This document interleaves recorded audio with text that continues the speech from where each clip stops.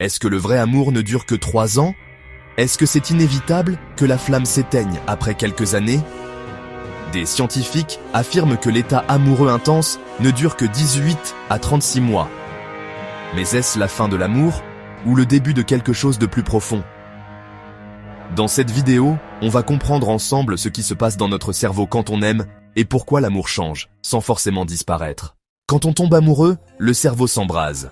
Il libère des substances puissantes, la dopamine ou la molécule du plaisir, la phényléthylamine, la molécule de l'euphorie et l'excitation, l'ocytocine, le lien affectif et la tendresse.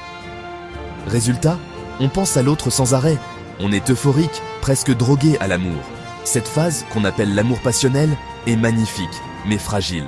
Le cerveau ne peut pas rester dans cet état en permanence. Il se fatigue, il s'adapte. Selon plusieurs études, notamment en neurosciences affectives, cette phase passionnelle dure en moyenne entre 1 année et demie et 3.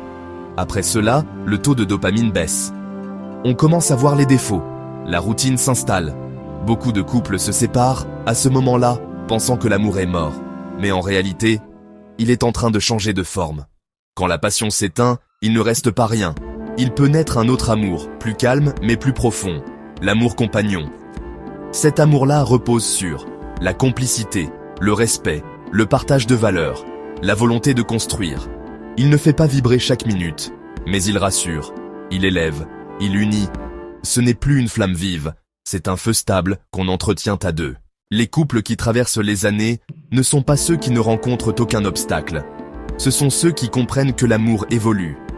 Ils n'attendent pas que l'autre les rende heureux.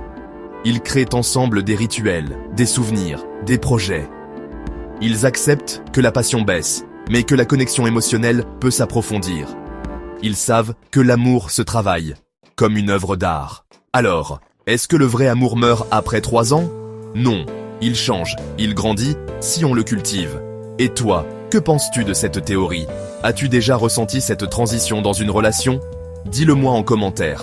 Et si tu veux d'autres vidéos sur l'amour, les relations ou la psychologie humaine, abonne-toi à la chaîne, like et partage cette vidéo.